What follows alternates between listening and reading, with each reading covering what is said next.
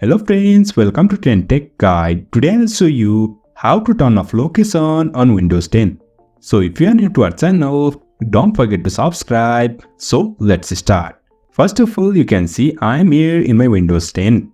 Now, if your Windows location is turned on, many websites can access your location freely.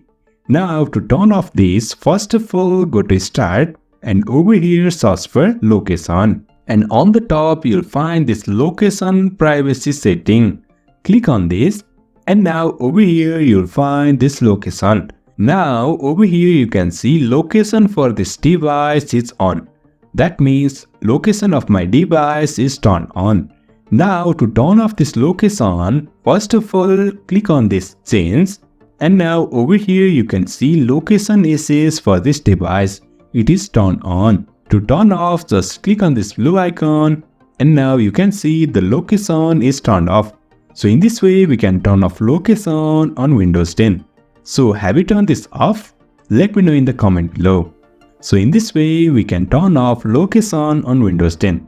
So if you find this helpful, don't forget to subscribe. Have a good time.